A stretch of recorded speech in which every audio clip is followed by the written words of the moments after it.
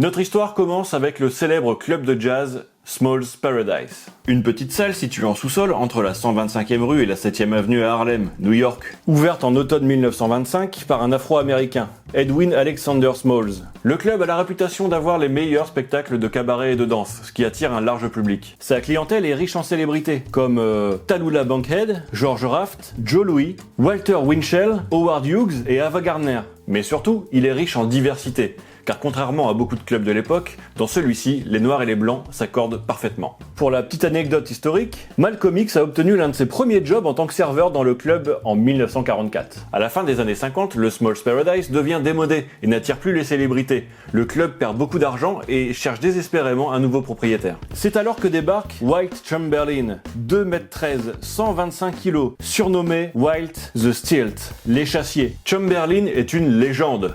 Il est considéré par certains comme le plus grand joueur de basketball américain. Wilt avait depuis toujours rêvé de posséder un nightclub. Il s'associe à un partenaire d'affaires, Pete McDougal, et achète le club au printemps 1961. Officiellement, Pete McDougal était le propriétaire d'une des plus grandes entreprises d'excavation et de démolition à New York. Non officiellement, Pete était un parieur établi à Harlem et récoltait les bénéfices de paris illégaux. Wilt et Pete renomment le club Big Wilt Small's Paradise, et les affaires marchent bien. Les raisons du succès? Wilt était un hôte très attentionné pour ses clients, passant jusqu'à 18 heures par jour à accueillir les invités. Le club devient un endroit incontournable pour les politiques, les célébrités et les sportifs, et notamment les joueurs de basketball. Les deux associés changent le style musical. On passe du jazz devenu démodé au rhythm and blues. Ils organisaient un concours de twist tous les mardis soirs, et enfin, ils invitent des comédiens afro-américains, tels que Red Fox, pour faire le show. Le Big Wild Small's Paradise pouvait accueillir plus de 250 000 invités dans l'année. Mais il y avait une autre raison au succès du club,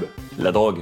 L'un des amis et associés de Pete McDougal n'était autre que Frank Lucas. Frank Lucas, vous le connaissez peut-être sous les traits de Denzel Washington, car c'est lui le personnage principal du film American Gangster de Ridley Scott sorti en 2007. En prenant de très gros risques, il était le roi incontesté du trafic de drogue à Harlem dans les années 70. Sa fortune dépassait les 50 millions de dollars. Ami avec Pete McDougal, Frank Lucas adorait venir au Big White Small Paradise. Il restait jusqu'à la fermeture à 4 h du matin. Il y organisait ses réunions d'affaires et ses deals de drogue avec la complicité de Pete. Parmi les habitués du club, on retrouvait également un certain Julian T. Ross, mais tout le monde l'appelait Toby. Il venait pour la musique, faire la fête et se droguer. Toby était un entrepreneur afro-américain. Il avait toute une équipe et un bureau de production dans la suite 512, au 8 Ouest, 40e rue, au centre de Manhattan. Avec sa société, il faisait des films d'entreprise, des publicités et parfois des documentaires. À cette époque, il venait de finir une publicité sur l'anémie falciforme. Cette publicité avait été montée par son ami Ed Roskowitz. Roskowitz avait sa petite réputation à Hollywood,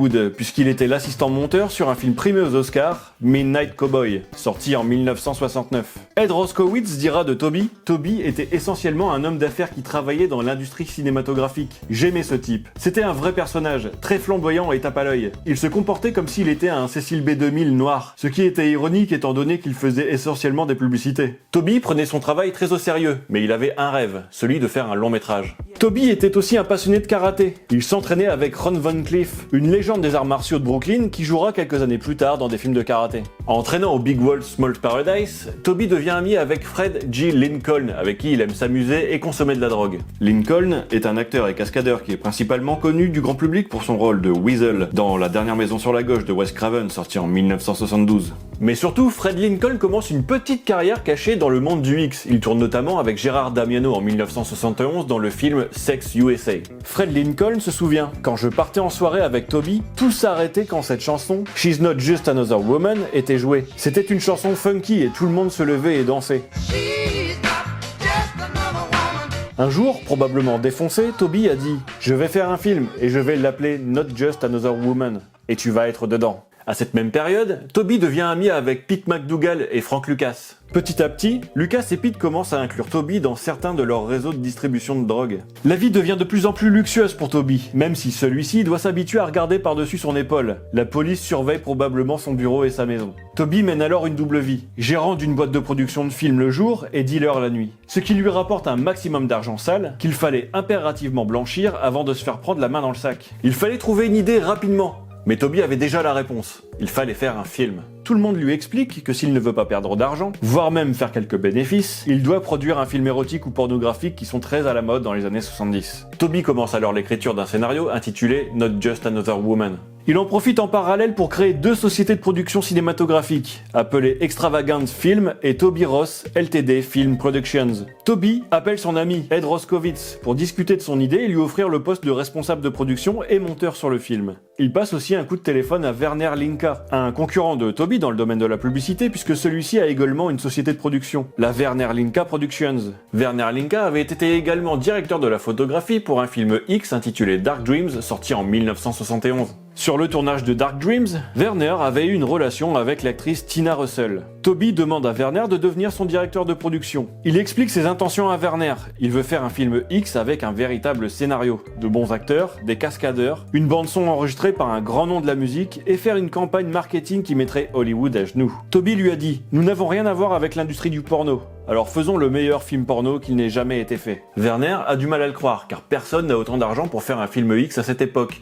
Mais piqué par sa curiosité, il accepte. Toby appelle Fred Lincoln, mais celui-ci n'est pas intéressé pour jouer dans un film X. Mais il accepte cependant d'être le cascadeur de Not Just Another Woman, car Toby lui explique qu'il veut une grande poursuite en voiture et des scènes de combat dans le film. Fred donne à Toby le contact de l'actrice X, Sandy Fox. Toby Ross était un grand homme noir robuste d'environ 50 ans lorsque je l'ai rencontré. Toby avait un bureau près de la bibliothèque de la 42e rue dans un petit immeuble. L'argent n'était pas un problème pour lui, ce qui était presque incroyable à l'époque. Donc je l'ai mis en contact avec des gens que je connaissais de la scène. Darby Lloyd Rain, Don Allan, Eric Edwards et sa petite amie Cathy, Tina Russell et son mari Jason, Andrea True et Mark Stevens. Ils sont tous allés au bureau de Toby et l'ont rencontré. Et il les a tous embauchés. Mais néanmoins, il manque quelqu'un de très important dans son casting.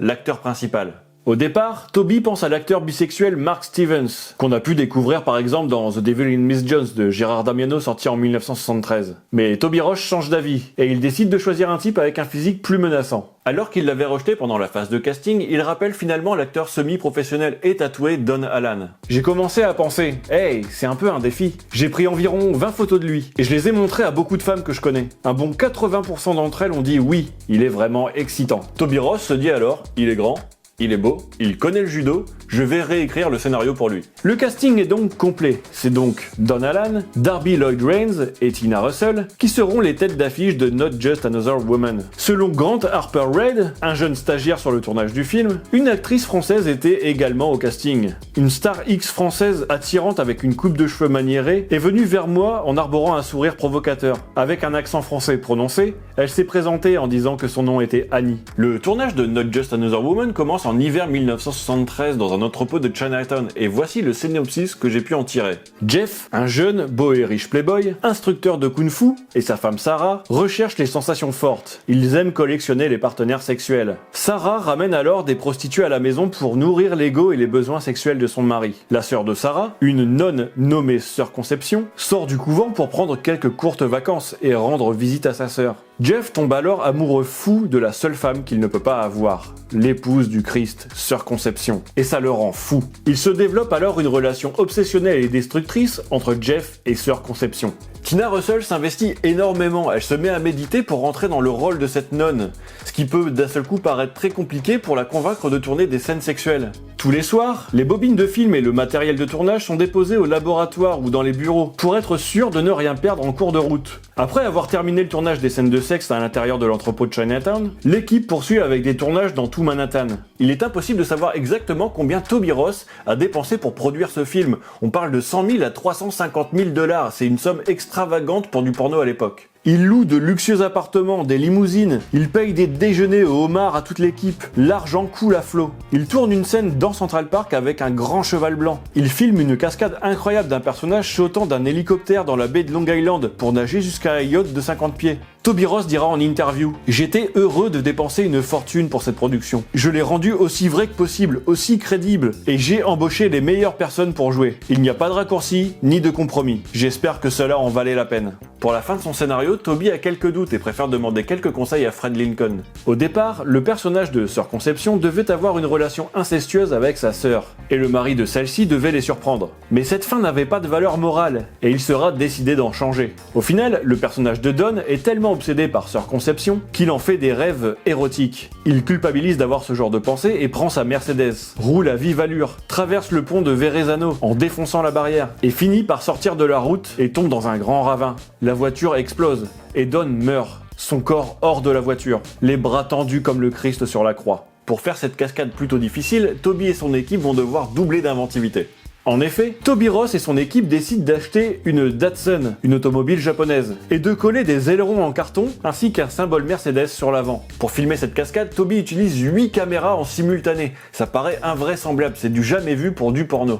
Le tournage fini, Toby attaque le montage et demande à Harold Lomax Housley d'enregistrer la bande originale du film. Housley est un saxophoniste de jazz américain ayant accompagné les plus grands, de Billie Holiday à Dinah Washington. Housley accepte et reçoit une grosse somme d'argent pour composer la musique du film. Ed Roskowitz termine le montage. Le film dure 1h17. Il est temps pour Toby Ross d'attaquer la campagne publicitaire. Il achète de grandes annonces dans les journaux et des panneaux publicitaires sur Broadway, à Times Square et sur Sunset Boulevard. Il fait fabriquer des badges avec le visuel du film et enfin, il organise une avant-première avec les médias et les critiques au Lincoln Arts Theater sur la 57e rue à Manhattan le 27 janvier à 19h. Après la projection, une gigantesque fête est organisée dans un pub à Times Square. La fête est tellement gigantesque qu'il paraît que tous les protagonistes s'en souviennent. Malgré toute la publicité autour du film, rien ne se passe. Pas de consécration, pas de nouveau projet. Il est même probable que Toby Ross n'ait jamais pu récupérer son investissement. Au mieux, Not Just Another Woman lui a permis de bien blanchir son argent sale. Mais pour nous, spectateurs de 2023, sachez que le film est totalement introuvable, il n'y a aucune copie en VHS ou en DVD. Sauf que, récemment, on a eu quelques nouvelles du film. Une projection du film restauré en 2K aurait eu lieu le 27 août 2017 au Kuwait Cinema. Malheureusement, ils n'ont plus la copie, qui leur a été fournie par Distriptix. Joe Ruben, fondateur de The Vinegar Syndrome, société de conservation-distribution, aurait une copie très dégradée du film, mais celle-ci aurait été numérisée et conservée. Donc le film de Toby Ross existe et il est entre de bonnes mains. Croisons les doigts pour qu'on puisse voir un jour Not Just Another Woman. Alors je ne sors pas cette histoire de mon chapeau, j'ai une source, ça vient d'un article de Ashley West pour le site TheRialtoReport.com et merci à eux d'avoir partagé cette histoire incroyable. J'espère que cette vidéo vous aura plu, n'hésitez pas à la partager pour un meilleur référencement, je vous dis à très bientôt, ciao. Press stop now. Do not rewind the tape. Please eject the tape at this time.